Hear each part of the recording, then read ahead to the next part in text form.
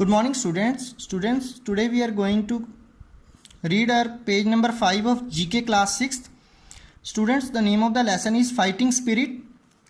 Students, ये जो lesson है आपके लैंग्वेज एंड लिटरेचर का पार्ट है, यानी लैंग्वेज भाषा यानी कि और लिटरेचर जो साहित्य है उससे संबंधित हम इंग्लिश लैंग्वेज से रिलेटेड इसमें एक टॉपिक है. An idiom is a phrase the meaning of which is different from the meaning of individual words used. Students, एक इडियम एक ऐसा फ्रेज होता है, फ्रेज यानी एक ऐसा ग्रुप ऑफ वर्ड्स होता है जिसका खुद का कुछ मीनिंग होता है, लेकिन इडियम एक विशेष तरह का फ्रेज होता है the meaning of which is different from the meaning of the individual words used. इसमें जो शब्द यूज होते हैं उसका मीनिंग वो नहीं होता, जबकि मीनिंग बिल्कुल अलग होता है. You come across them everywhere, आपको ये हमेशा सामने आते हैं. On the internet, in books, in films, in newspaper and magazines, आपकी बुक्स में, इंटरनेट पे, फिल्म्स में, न्यूज़पेपर में, मैगजीन्स में, इन पोस्टर्स एंड इन एडवर्टाइजमेंट्स, आपको ये हर जगह मिल जाते हैं. तो स्टूडेंट्स, इस लेसन में जो हमारी एक्टिविटी आ रही है वो है ए पार्ट है वो है here are some idioms related to sports. ये स्पोर्ट्स से रिलेटेड हैं, यानी स्पोर्ट्स से चीज़ें ली गई हैं. Match them to their meanings, हमें क्या करना है, उनको उनके मीनिंग से मैच करना है. जैसे कि नंबर 1 है the ball is in your court. The ball is in your court. Students, the ball is in your court का मतलब होता है कि अब गेंद आपके पाले में है, यानी जो करना है अब आपको ही करना है ना, अब आपको ही एक्शन लेने की रिस्पॉन्सिबिलिटी लेनी है. ऐसे मीनिंग वाला स्टूडेंट्स आपको मिलेगा डी नंबर पे मीनिंग मिलेगा इसका आपको. यहाँ मैंने लिख दिया डी. यहाँ देखो your responsibility to take action, यानी आपका एक्शन लेने की अब रिस्पॉन्सिबिलिटी है, यानी अब आपको ही एक्शन लेना है.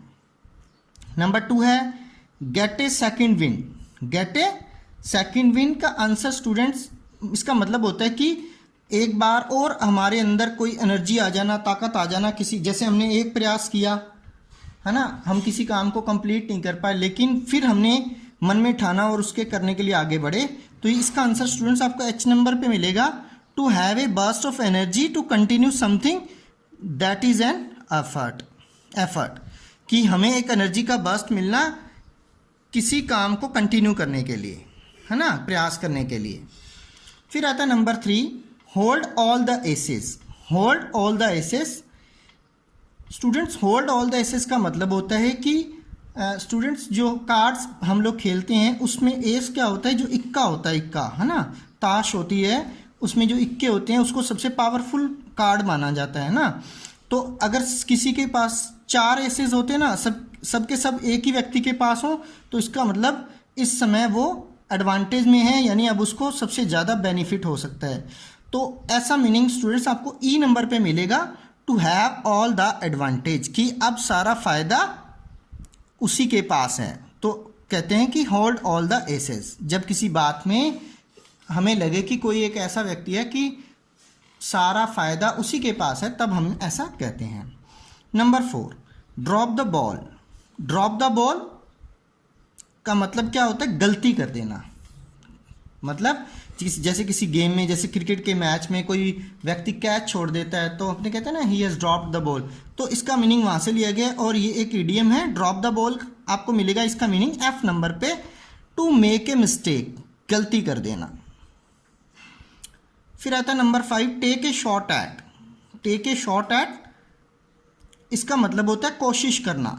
टेक ए शॉट एट का मतलब होता है कोशिश करना, यानी कुछ करके देखना. तो इसका आंसर स्टूडेंट्स आपको ए नंबर पे मिलेगा, to try something. To try something, किसी चीज़ की कोशिश करना. Number 6 keep one's head above water. Keep one's head above water.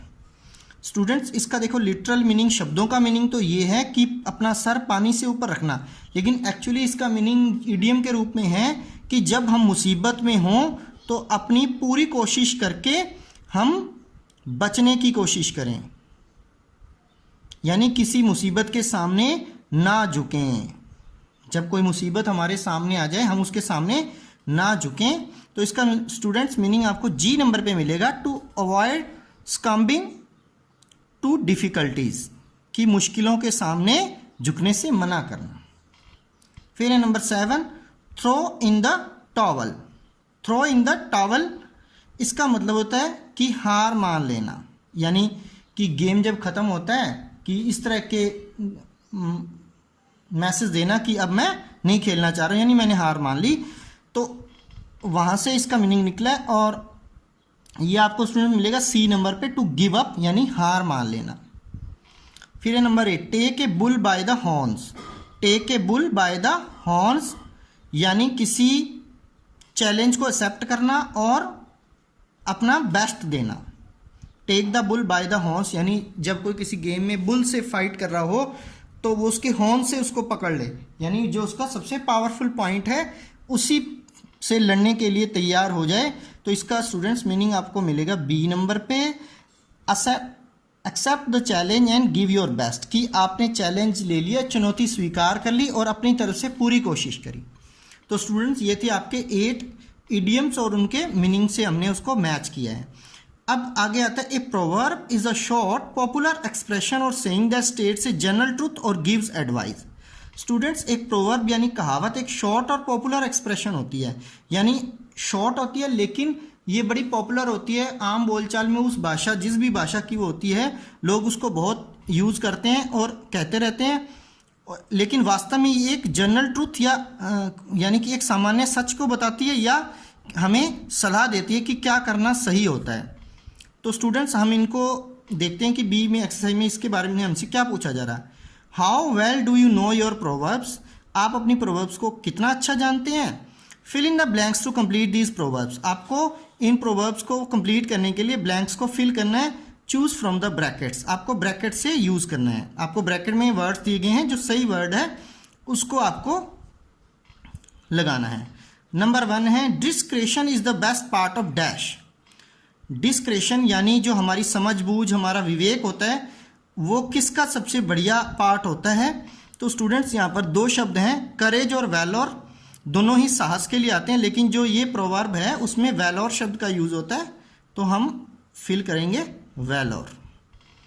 Students इस प्रोवर्ब का मतलब होता है कि मुश्किल के समय विवेक से काम लेना, समझबूझ से काम लेना भी साहस होता है। फिर है number 2, never look a gift horse in the, यानी never look a gift horse dash. ये एक प्रोवर्ब है जो कंप्लीट होती है, never look a gift horse in the mouth. Actually students इस प्रोवर्ब का मतलब होता है, तो स्टूडेंट्स हम सबसे पहले तो इसमें फिल करेंगे इन द माउथ, क्योंकि यही इसकी प्रचलित फॉर्म है। इन द फेस नहीं होता, इन द माउथ होता है।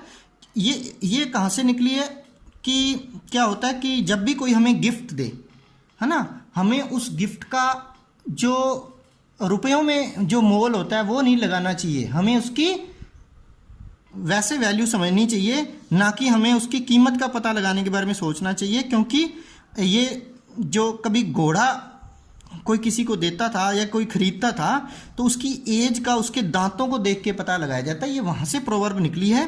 लेकिन ये बहुत अच्छी प्रोवर्ब है, शिक्षा देती है हमें कि never look a gift horse in the mouth, कि कोई जब हमें गिफ्ट दे तो उसकी वैल्यू पता लगाने की कोशिश नहीं करनी चाहिए कि वो कितने रुपए की है, क्योंकि गिफ्ट तो गिफ्ट होता है। Number 3, a dash is only as strong as its weakest link. A dash is only strong as its weakest link. Students इसमें 2 ऑप्शन है, एक मैन एक चेन। तो मैन का तो कोई वीकेस्ट लिंक नहीं होता, चेन का हो सकता है। तो ये कंप्लीट होती है प्रोवर्ब चेन वर्ड को फिल करने से। तो आप यहाँ फिल करोगे चेन। तो स्टूडेंट्स इसका मतलब क्या है कि जैसे हमारी चेन होती है, जैसे हमारा रिलेशन होता है ना, चेन में क्या होता है कि चेन के बाकी पार्ट्स कितने भी स्ट्रॉन्ग क्यों ना हो, लेकिन अगर उसका एक भी लिंक किसी जगह से कमज़ोर है तो जोर पड़ने पर वो सबसे पहले उसी स्थान से टूट जाएगा। इसी तरह जो हमारे रिलेशंस वगैरह होते हैं उसमें भी अगर कोई वीकेस्ट लिंक है तो हमारी दोस्ती, हमारा रिलेशनशिप उसी जगह आके ख़राब हो जाएगा। तो इस वजह से क्या होता है कि पूरी की पूरी चेन स्ट्रॉन्ग होनी चाहिए, इससे मीनिंग ये निकलता है। फिर है number 4, the proof of the pudding is dash. The proof of the pudding is dash. Students इसमें 2 ऑप्शन है, इन द ईटिंग या इन इट्स कलर। तो इसको फिल करेंगे इन द ईटिंग से। पुडिंग एक खाने की चीज़ होती है, तो कि proof of the pudding is in the eating का मतलब होता है कि जो भी चीज़ है हम यूज़ करके ही उसका बता सकते हैं कि वो कितनी वैल्यूएबल है है ना, बोलने से या कहने से नहीं पता चलता कि वो बहुत वैल्यूएबल है, लेकिन जिस तरह से पुडिंग को खा के बताया जा सकता है कि वो पुडिंग है, उसी तरह चीज़ों को यूज़ करके ही, देख के ही पता लगाया जा सकता है वो कितनी यूज़फुल है। कहने मात्र से वो यूज़फुल नहीं हो जाती। Number 5, dash wasn't built in a day.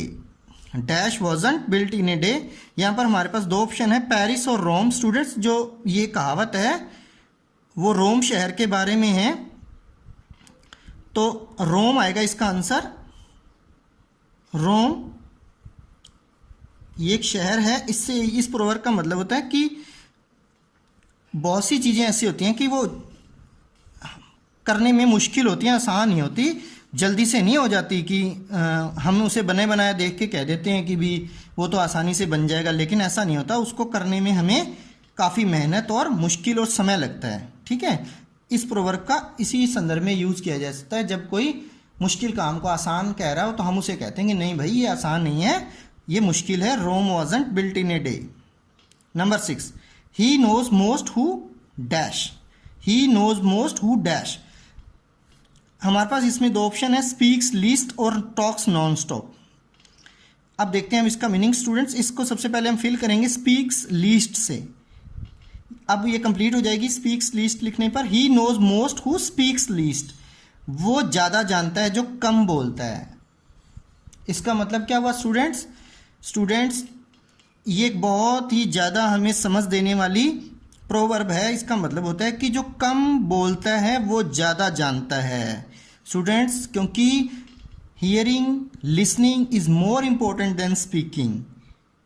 क्योंकि जब हम बोलेंगे तो हम वही बोलेंगे जो हम जानते हैं, लेकिन अगर हम सुनेंगे तो हम वो सुनेंगे जो हम नहीं जानते। इससे हमारे ज्ञान में वृद्धि होती है, हमारा नॉलेज डेवलप होता है और हम ज्ञानी बनते हैं। तो इसीलिए ये प्रोवर्ब बनी है कि he knows most who speaks least, कि कम बोलने से हम ज़्यादा सुनते हैं, इस वजह से हम ज़्यादा चीज़ों को जान पाते हैं। तो स्टूडेंट्स, तो आज आपने इंग्लिश लैंग्वेज एंड लिटरेचर का ये लेसन आपने सीखा। Thank you students.